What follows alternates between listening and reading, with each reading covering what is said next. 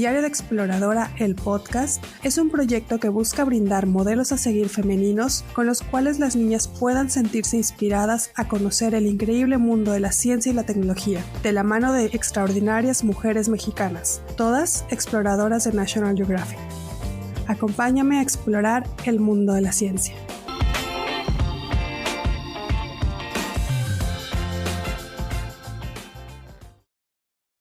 Estamos en un nuevo episodio de Diario de Exploradora. Les doy la bienvenida a todas y todos. Mi nombre es Victoria Jiménez y los estaré guiando en esta aventura explorando el mundo de la ciencia. Hemos llegado al 6º episodio y en esta ocasión nos acompaña Daniela Cafaggi, exploradora egresada de la Facultad de Ciencias de la UNAM y joven exploradora de National Geographic Society. Actualmente trabaja en el Instituto de Ecología de la UNAM, donde se especializa en ecología y conservación de los murciélagos, habitantes de las zonas arqueológicas de Yucatán, entre los que resalta Chichén Itzá y Uxmal. Daniela ha trabajado en diferentes proyectos de difusión de la ciencia y educación ambiental en instituciones como National Geographic Society, Programa para la Conservación de Murciélagos de México, Instituto de Ecología UNAM y el Zoológico de Chapultepec. También es ilustradora científica y ha trabajado nacional e internacionalmente ilustrando flora y fauna para museos y jardines botánicos. Daniela aspira a realizar programas educativos combinando el arte y la exploración para comunicar la ciencia. Bienvenida, Daniela, me da mucho gusto tenerte aquí con nosotros el día de hoy. Hola Victoria, pues muchas gracias por la invitación. Yo también estoy muy contenta de poder platicar contigo y poder pues también platicar con todos los que nos están escuchando de estos temas que tanto me gustan y pues espero que al final a ustedes también les cambie un poquito la idea y les gusten más los murciélagos y pues también decirles que pues pueden seguir mandando preguntas a mi correo que le dejaré a Victoria si les generan más preguntas este episodio. Y pues muy emocionada. Muchas gracias.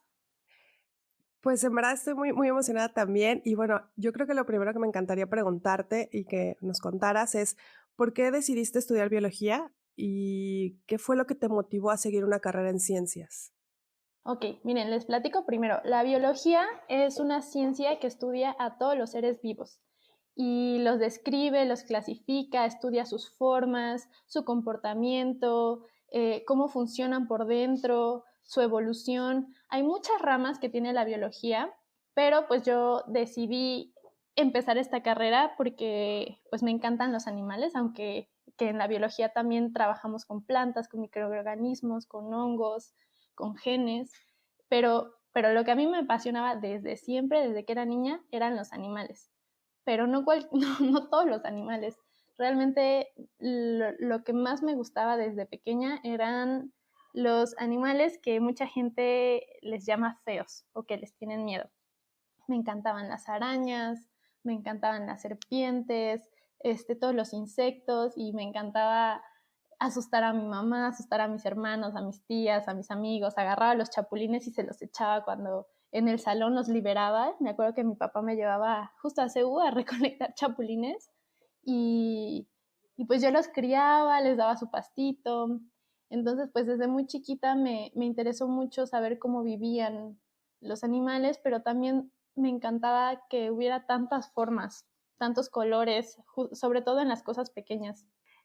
Este interés siguió creciendo hasta que pues en la prepa ya te dan la oportunidad de elegir a qué área te vas. Yo elegí el área de ciencias porque pues también es un área en donde todo el tiempo se están generando y respondiendo preguntas y yo soy muy curiosa. Y pues ya entrando a la carrera de biología, pues les digo, tienes un panorama gigante, te puedes ir hacia todos lados. Y pues yo tenía en un inicio la idea de trabajar con insectos, pero en una conferencia conocí al Batman de México. Este señor es un investigador mexicano, se llama Rodrigo Medellín, y él ha dedicado su vida a estudiar a los murciélagos, le encantan, le apasionan y justo su conferencia me cambió la vida. En esta conferencia yo antes de eso yo no había pensado ni siquiera cómo era la cara de un murciélago, no sé, no estaba muy presentes en mi vida. Pero este señor en su conferencia pues mostró imágenes y platicó tantos datos curiosos que me encantaron y pues ya ahí fue que decidí trabajar con ellos. la manera en que narras, ¿no? Tu curiosidad de la infancia y la pasión con la que lo mencionas, o sea, es impresionante. Yo creo que es un común denominador entre muchas y muchos de los que nos dedicamos a ciencias biológicas, ¿no? Esa curiosidad por los seres vivos. Eh, y bueno, relacionado un poquito con lo que mencionabas, ¿no? Vamos a enfocarnos ahora sí ya a tu trabajo. Y como comenté al inicio, tu investigación se ha enfocado en la conservación de murciélagos en la península de Yucatán y me gustaría que nos explicaras, pues, la importancia de conocer y conservar a los murciélagos. Muchos creo que ignoramos el papel que juegan en el ecosistema, entonces me gustaría saber esa parte y cuáles son las principales amenazas para los murciélagos. Claro, es muy importante. Miren, antes que nada, los murciélagos son mamíferos, son igual, se parecen mucho a nosotros, están muy cercanos a nosotros. Tienen pelo y a sus bebés, las hembras tienen a sus bebés en el vientre y los paren. También les dan leche. Entonces son muy similares a nosotros. Los murciélagos son animales importantísimos que muchas veces no hemos tenido esa cercanía o sí, no se encuentran entre los animales más eh, carismáticos, ¿no? Como pueden ser los leones o los osos pandas, porque no todas las especies son tan lindas físicamente, digamos, aunque realmente me encantaría también compartirles algunas imágenes. Hay algunos que son bastante bonitos. Pero bueno, por alguna razón no se nos ha acercado tanto a ellos desde niños, entonces, pues ya al crecer estamos un poco desconectados de estos animales, pero déjenme platicarles que son importantísimos en nuestra vida diaria. O sea, tenemos muchas actividades que están relacionadas directamente con ellos y les voy a platicar un poquito por qué. Bueno, entre los murciélagos hay una gran diversidad de formas, de tamaños, de colores y también de formas de alimentación. Hay animales que se alimentan, hay murciélagos que se alimentan de insectos, hay otros que se alimentan de frutas, otros que se alimentan de peces, de otros pequeños vertebrados como pueden ser pequeñas lagartijas o pequeños ratones. También hay otros que se alimentan de sangre. Entonces, esta variedad pues, es grande. Pero ellos, al estarse alimentando de estas cosas, nos ayudan. Por ejemplo, los animales que se alimentan de insectos eh, tienen una función de control de plagas. Esto quiere decir que al momento de que los murciélagos se están alimentando de miles de millones de insectos, hay un estimado de que 1 millón de murciélagos es capaz de consumir 10 toneladas de insectos. Imagínense lo que son 10 toneladas de insectos. Podrían llenar su cuarto una y otra vez de puros mosquitos, palomillas, escarabajos.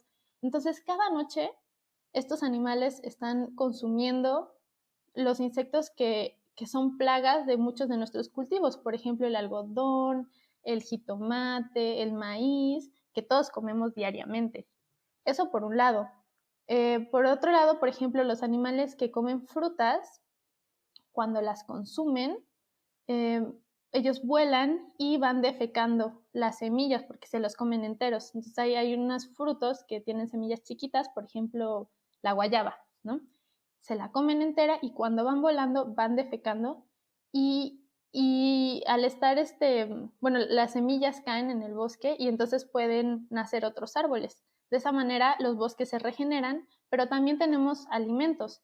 Y bueno, hay otro tipo de frutos que tienen las semillas grandes, como por ejemplo un mamey, y lo que ellos hacen es cargarla porque son muy fuertes, pueden volar con un mamey en la boca y llevárselo a otro lado, comerlo y tiran la semilla y pasa lo mismo. Entonces, de esta manera ellos nos están ayudando a sembrar alimentos y plantas que nos sirven.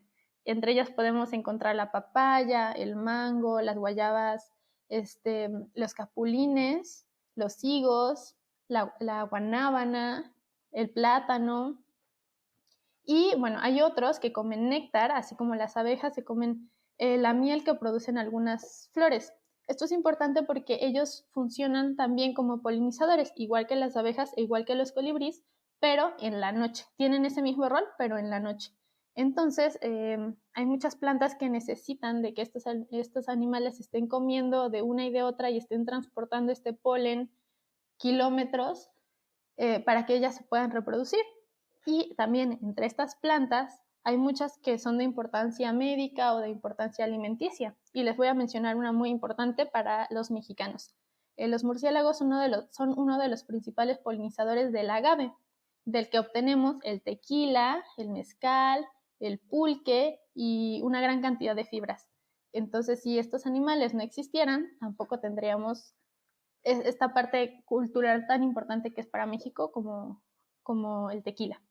Y bueno, hay muchos ejemplos de por qué son importantes, pero creo que estos son los principales. Y en cuanto a la otra pregunta de cuáles son las amenazas que tienen los murciélagos, pues vamos a empezar con dos que son las principales. La primera, por supuesto, es la deforestación, el cambio de uso de suelo y que los ecosistemas en donde ellos están viviendo pues se están perdiendo. Esa es la primera y la más importante y que afecta a todas las especies. Y la segunda es la desinformación que existe, el miedo que mucha gente le tiene y los mitos que existen alrededor de ellos. Hay muchos cuentos y mucha percepción negativa respecto a enfermedades y que, bueno, ahorita con la pandemia se agravió muchísimo en cuanto a que si son Drácula, que si te chupan la sangre, que si traen rabia, pues no sé, ha habido muchos mitos alrededor de ellos que muchas veces sí tienen su parte cierta, pero siempre está exagerada. Entonces, mucha gente les teme y por eso los ahuyenta, les quema sus cuevas o los árboles en donde ellos duermen, los envenena y entonces pues las poblaciones se han ido reduciendo. Entonces, este también es una parte muy importante, pero que también es en la que todos podemos ayudar un poco a combatir estos mitos. Súper importante el papel que juegan los murciélagos en el ecosistema, ¿no? Y en garantizar la supervivencia de muchas especies, incluyéndonos, ¿no?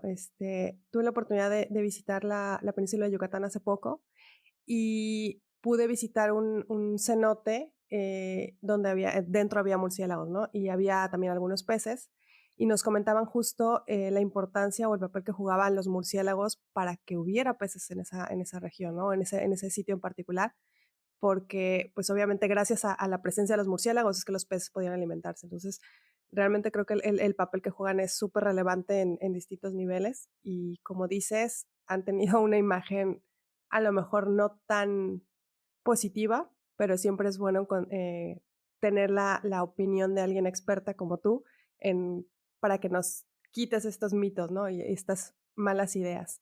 Y bueno, continuando un poquito con lo que ya estábamos de la entrevista, no tengo idea, no sé, y me imagino que muchos de los que nos están escuchando y las que nos están escuchando no sabemos cómo es trabajar con murciélagos. No me lo imagino. En mi área también he salido al campo, pero obviamente con cosas muy distintas. Entonces, ¿podrías contarnos cómo es un día en campo buscando murciélagos? O sea, ¿qué se necesita para hacer tu muestreo? ¿Cómo trabajas con murciélagos?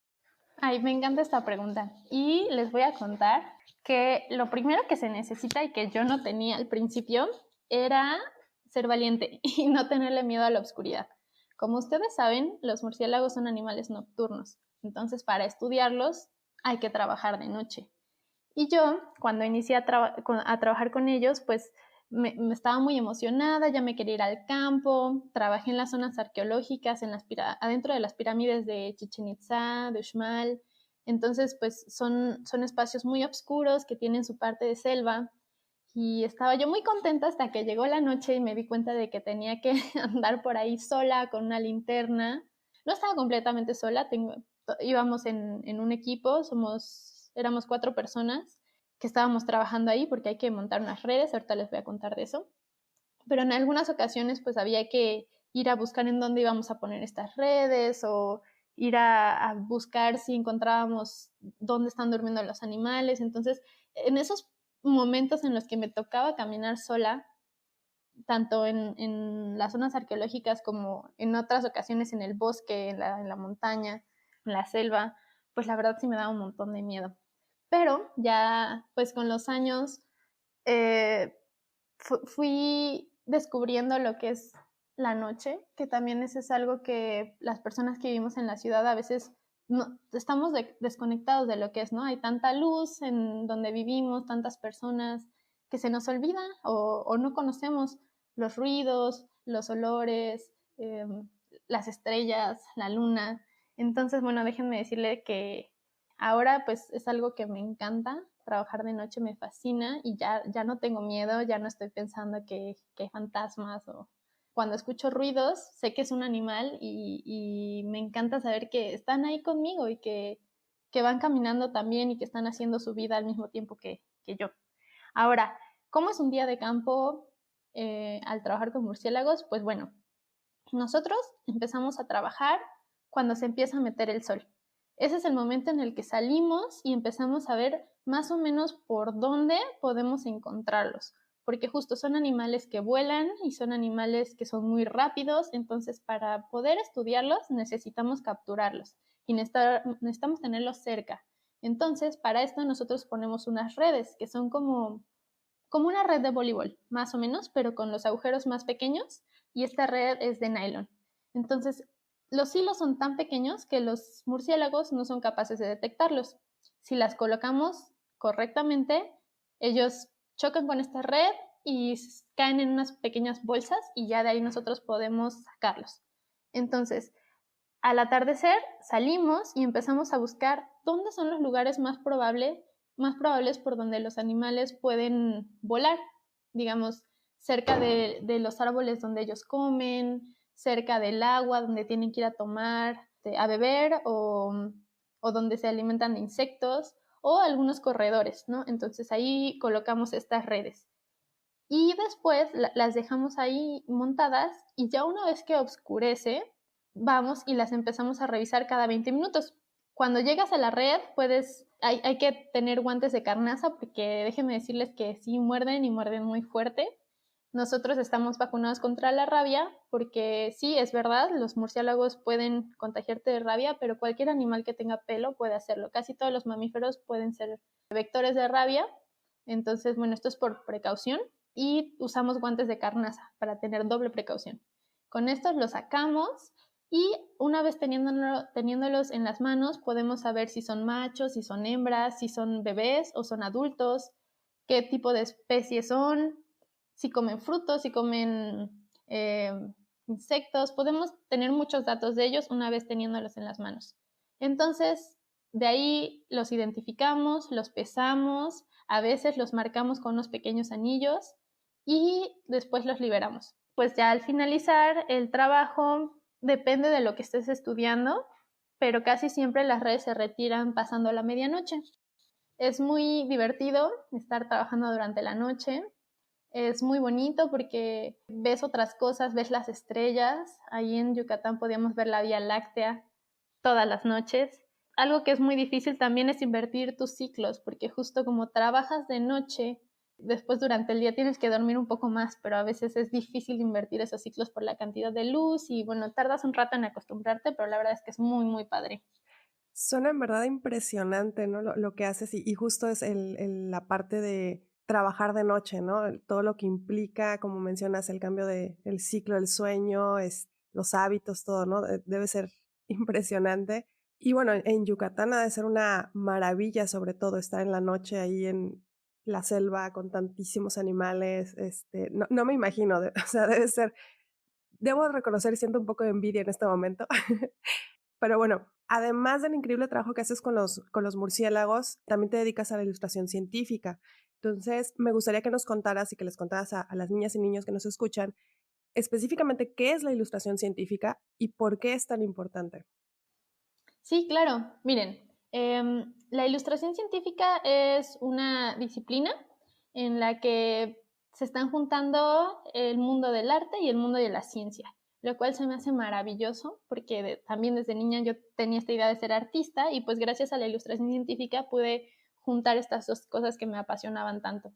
Entonces, la ilustración científica nos permite y nos ayuda a entender conceptos que muchas veces pueden ser complicados en un texto, por ejemplo, y que a veces en una fotografía también pueden ser complicadas.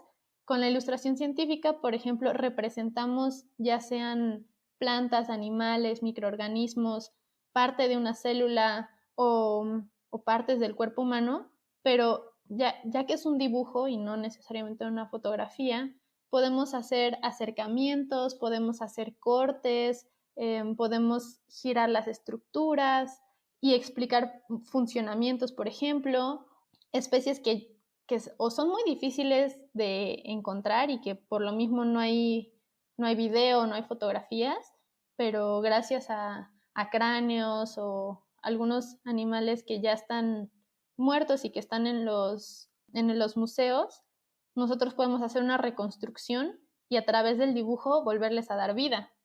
Animales que están, bueno, que tenemos ahora, ¿no? Pero también podemos hacer reconstrucciones de animales que ya no existen y plantas también que ya no existen, como, no sé, digamos los dinosaurios, por ejemplo, ¿no? Entonces, se pueden hacer reconstrucciones del pasado y eso también es maravilloso y requiere de mucha investigación.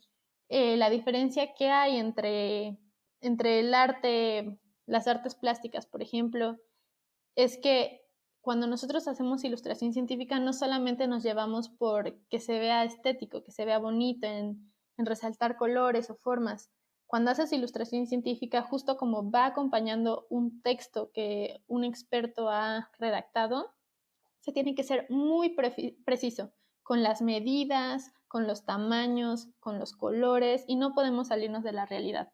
Y pues personalmente a mí la ilustración científica me ha ayudado mucho para dar a conocer también a estos animales que me encantan. A veces es complicado acercar a una persona a un murciélago. Ustedes entenderán que, bueno, primero es un ser vivo que no podemos estar manipulando todo el tiempo, pero también ellos viven en un horario diferente y vuelan, por un lado, pero también a mucha gente le podría causar un poco de miedo tal vez acercarse tanto a un murciélago, ¿no? Entonces, a mí personalmente me ha servido para representar sus caras, sus formas, sus colores y poder acercarlos a las personas y que noten que realmente son animales únicos.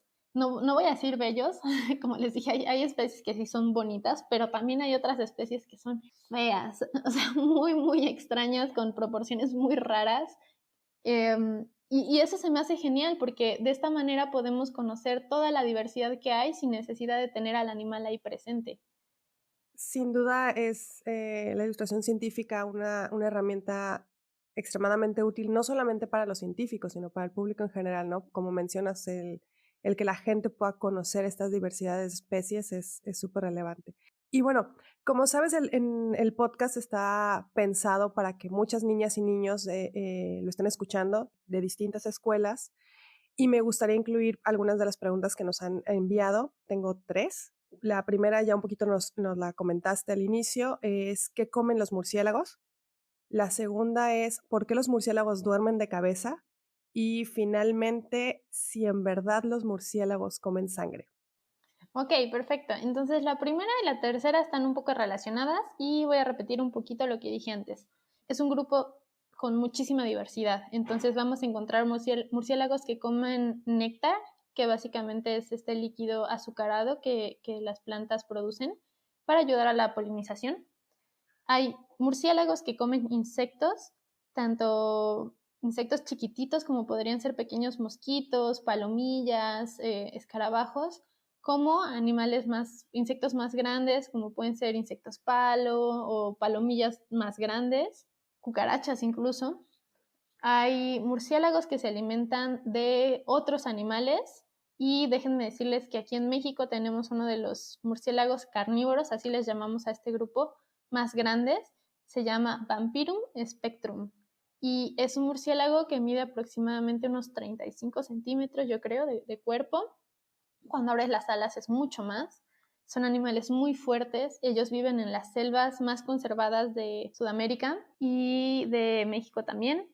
Y ellos comen pequeños ratones, lagartijas, pueden comer incluso a otros murciélagos, aves. También hay murciélagos que pescan, tienen unas patas muy grandes y ellos vuelan por encima de los lagos, del mar y van escuchando cuando son capaces de detectar un pez, meten estos pies tan grandes que tienen y los sacan y pues se alimentan de peces. Y hay murciélagos que sí, en efecto, se alimentan de sangre. Aquí este es un tema padrísimo y que que me encantaría hablar porque pues este es uno de los principales mitos que afectan a los murciélagos. Entonces, pues les voy a platicar que no son Drácula. Drácula, tenemos esta imagen de esta persona que tiene unos colmillos gigantes y que los entierra en la yugular de las personas y las succiona su sangre hasta que las deseca. Y no, los murciélagos van a morder con los dientes de conejo, los incisivos se llaman. Son estos dos dientes que tenemos hasta adelante y ellos los tienen en forma de como de piquito. Con estos dos dientes van a hacer una pequeña herida, muy muy pequeña, y entonces la sangre empieza a brotar. En su lengua y en su saliva tienen un compuesto que hace que la sangre no se coagule, entonces puede seguir circulando y ellos pueden alimentarse. Ellos no succionan la sangre, ellos la lamen. Y en su lengua tienen estructuras especiales que ayudan a que esta sangre suba, como si fueran pequeños popotes. Y bueno, finalmente ellos solamente comen más o menos una cucharadita de sangre por noche, de estas cucharas pequeñas como de postre con las que sirves el azúcar, de esas chiquitas más o menos eso es lo que come cada murciélago por noche. Y no atacan humanos, no consumen sangre de seres humanos. Ha habido algunos casos en la historia, pero son pues pocos porque realmente tendrías que dormir desnudo en la selva para que ellos pudieran morderte. Generalmente ellos comen sangre de animales silvestres.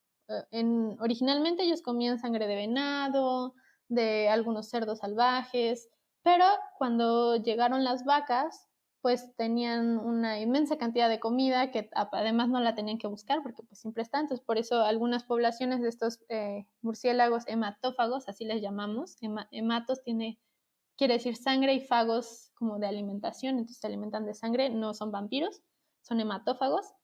Pues ya tenían mucha comida y por eso algunas de sus poblaciones pues empezaron a crecer y también por eso mucha gente les empezó a tener miedo. Entonces pues básicamente eso, no, no son como Drácula.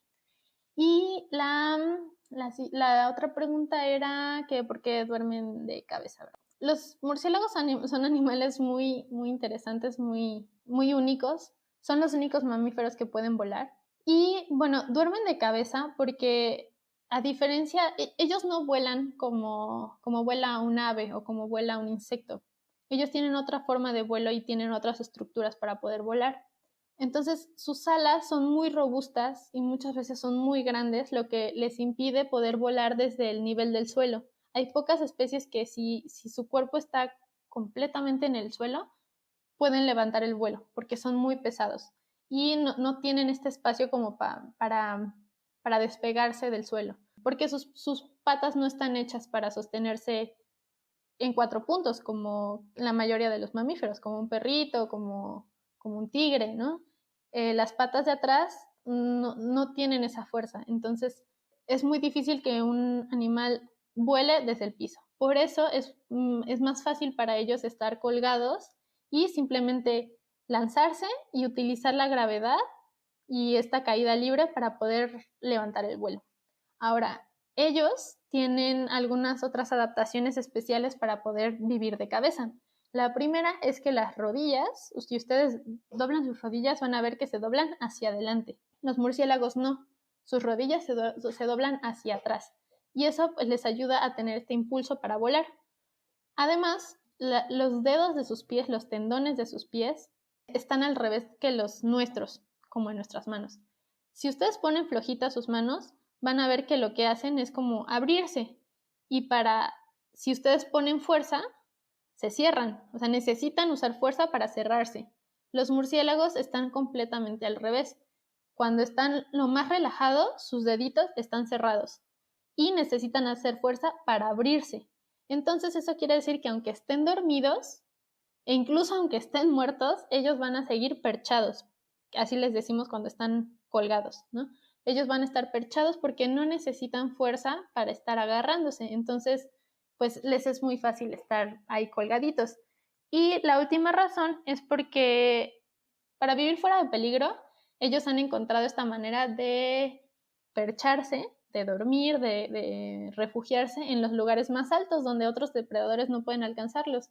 Entonces, por eso es importante para ellos vivir en el techo Y una manera muy fácil de vivir en el techo es justo colgarse, ¿no? Bueno, pues nos acercamos al final de este episodio y a todas las invitadas que hemos tenido a lo largo de este podcast. Les he hecho esta última pregunta, así que ¿podrías decirnos qué ha significado para ti formar parte de la comunidad National Geographic Explorer? Uy, bueno, para mí ha sido un paso importantísimo en mi vida. Yo desde niña pues crecí viendo documentales de Animal Planet y de National Geographic. Siempre quise ser como estos investigadores, aventureros que iban por el bosque y veían animales y sabían un montón de cosas. Ya en la carrera tuve esta oportunidad de poder colaborar con esta institución que no solamente me ayudó a realizar mi proyecto de tesis, yo me titulé con este proyecto de los murciélagos en las zonas arqueológicas, pero después también me han ayudado a encontrar encontrar un punto en donde pueda hacer todo lo que me gusta, que básicamente es dibujar, explorar, estar con los animales, trabajar con personas, con niños y hacer educación. Entonces, bueno, ellos me han abierto esta puerta y bueno, también principalmente que me han ayudado a vencer muchos miedos con estas invitaciones como en este podcast o algunos programas en los que me han invitado, pues poco a poco he ido venciendo estos miedos de hablar en público o de sentir que no sé tanto como debería. Pues me han impulsado mucho a seguir investigando y seguir pues todas estas cosas que me encantan. Entonces, bueno, si ustedes en un futuro les gusta esto, yo de verdad les digo que se acerquen a esta institución. Tal vez de niños se nos hace algo tan lejano, pero déjenme decirles que hay muchas becas. También hay becas para niños. De hecho, ahorita acaban de sacar un programa, no es de niños, sino es para jovencitos, que fomentan investigaciones de gente joven. Entonces, no lo vean tan lejos porque si le buscan ahí en el internet, pueden encontrar muchas oportunidades para que ustedes también colaboren y al final puedan ser exploradores también. Algo que dijiste ahorita al final, ¿no? De que todos y todas pueden ser exploradores, es justo la base de este podcast, ¿no? Demostrarles a todas las niñas y niños que nos escuchan que es algo que cualquiera de nosotros puede realizar. Y bueno, creo que todos en este momento y después de escucharte tenemos una mucho mejor idea de lo que son los murciélagos. Creo que, y espero que más de alguno haya quitado el miedo que pudieran tener y que nos ha cambiado mucho la idea, ¿no? de lo que tenemos sobre ellos. Te agradezco muchísimo, Daniela, por compartir tanto con nosotros el día de hoy. Ha sido increíble conocer sobre los murciélagos. Por mí podríamos seguir platicando todo el día sobre esto porque obviamente hay muchas dudas, muchas cuestiones y interrogantes alrededor de esto, pero el tiempo es corto, entonces te agradezco mucho tu participación. No, pues muchas gracias a ti y pues a todos los que están escuchando. No sé si haya alguna manera de que si tienen preguntas se puedan contestar vía correo, pero pues bueno, igual los invito a que sigan investigando de las cosas que les gustan, que les apasionan y sobre todo a las chicas, que chicas, nosotras también somos valientes y nosotras también podemos. Pues tristemente hemos llegado al final de este 6º episodio de Diario de Exploradora, en el cual pudimos explorar el mundo nocturno. Espero que hayan disfrutado tanto como yo de todo este episodio. Recuerden que pueden seguirme en redes sociales. En Facebook me encuentran como Victoria Jiménez o en Instagram @mar.jimenez. El hashtag Diario de Exploradora. Las y los espero en el siguiente episodio para continuar explorando el mundo de la ciencia.